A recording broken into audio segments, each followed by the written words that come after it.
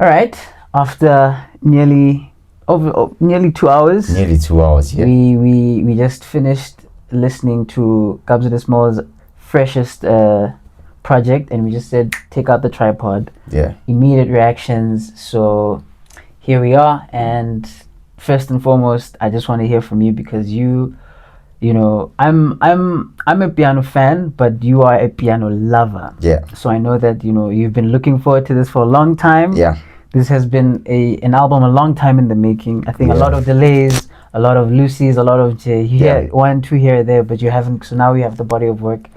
And after sitting for almost 2 hours listening to it, I just want you fresh, raw, not specific, because we're gonna have a review that's gonna come down the way. Don't worry about that. But now we just wanted to have a very fresh, just authentic reaction as we just listened to it.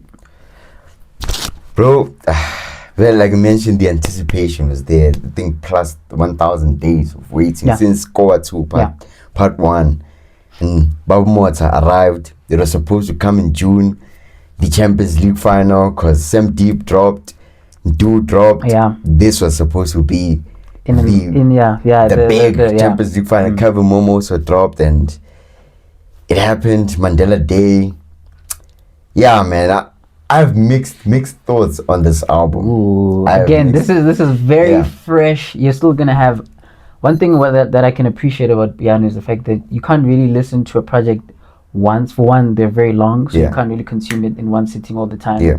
And again, your thoughts are not always gonna be. It's different when you're listening to rap. You kind of have what you're listening to. With piano, it hits you in a very different mode. But I want to hear from you just in terms of where you kind of just like drawing the line, good, bad, and everything else in the middle. I just feel like I need to experience the album. I feel like this is different from what he did on the first King of Amapiano, Sweet and Dust, Koa 2 Part 1.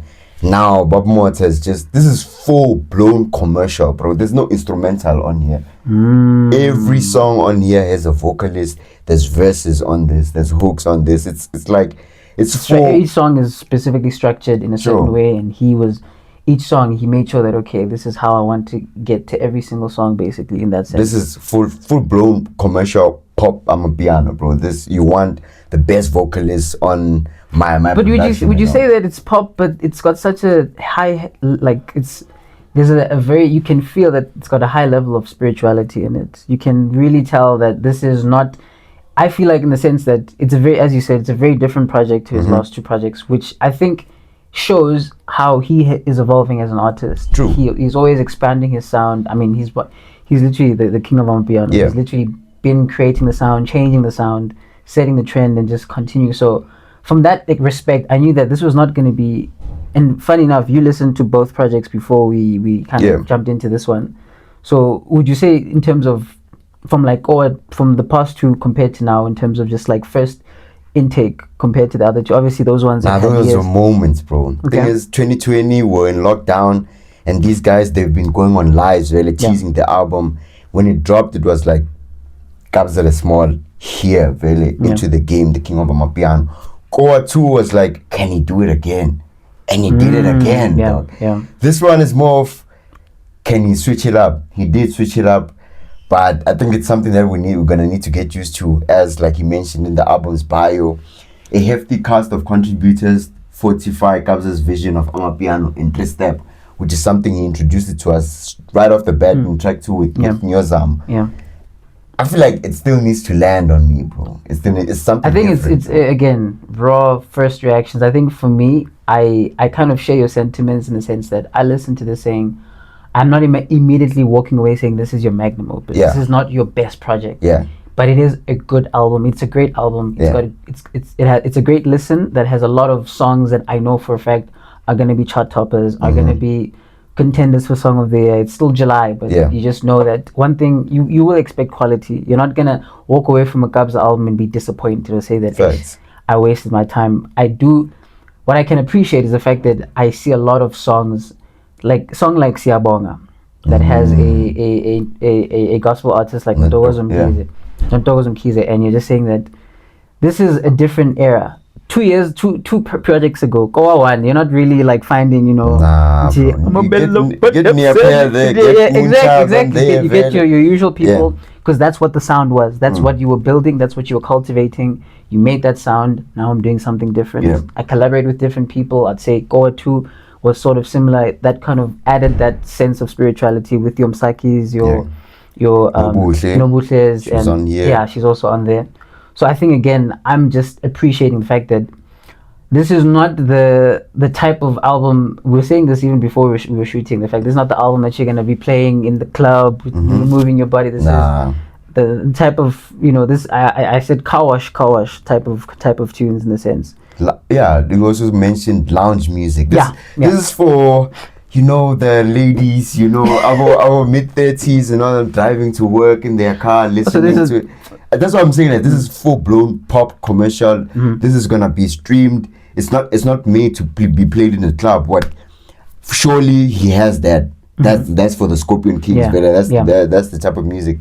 I'm not saying it won't be played. I'm not saying it won't be played in clubs. I'm just saying it's not the go-to type of songs. You go. That's not the target audience. Not basically. Really, not necessarily, because it's not really, because there's a lot of songs that, in terms of BPM, it's not as quick. It's not as quick tempo as the other songs, but these are songs, as you said, each song has a feature that is spoken, so you're listening to it, you're feeling what is being said, you're really going through a certain journey that he wants to take you on. And I think his intention, from the moment that you see the album cover, and I remember the first time you saw the first album cover, Owa 2, with the Malevolent things, and you're just there like, okay, we didn't understand it at that point. When we saw the track list and he dropped this picture as well, you're like, oh, okay, this is giving very much, cleansing.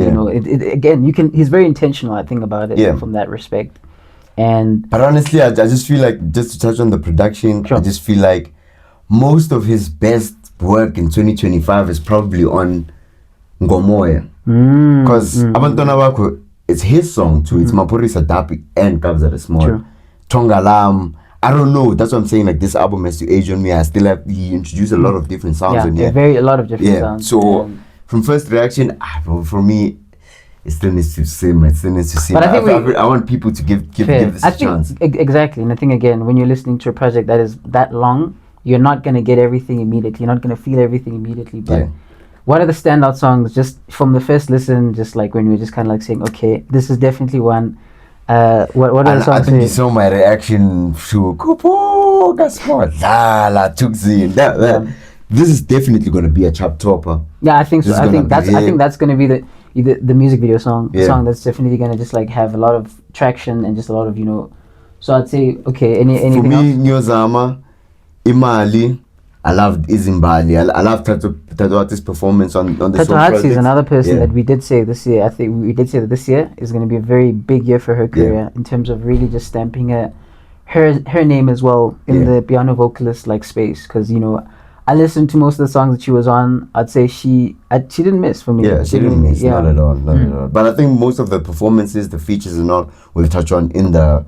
In depth. I think this is just like sort of. What are your standout songs? For me, Nyozama. I think for me, both of us, we kind of just sort of just said, okay, I like this ending remix. I think a song that we've known, but again, I don't mind it. Istombe is another song that I just kind of.